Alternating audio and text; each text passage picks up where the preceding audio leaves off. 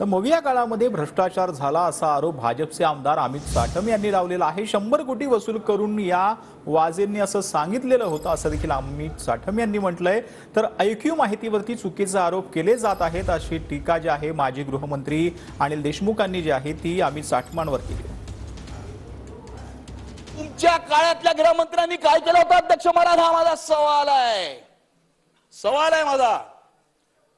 आणि मी नाही म्हणत, सचिन वाझेचं पत्र आहे, रेकॉर्ड वरती आहे।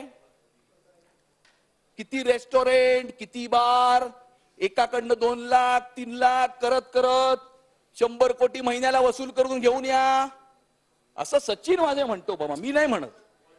ही माझी स्टोरी नाहीये, मी कोणाचं नाव नाही घेतलं अध्यक्ष महाराज। मला संरक्षण द्या अध्यक्ष महोदय।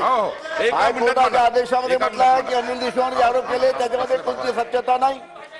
अनिल देशमुखांवर जे आरोप झाले त्याचे कोणतेही पुरावे नाही। बरं, ठीक आहे। आणि अनिल देशमुखांवर जे आरोप झाले ते ऐक्यू माहितीच्या आधारावर केले असं हायकोर्टाने ऑब्झर्वेशन दिले अध्यक्ष महोदय। त्याची कॉपी मी पाठवतो अध्यक्ष महोदय।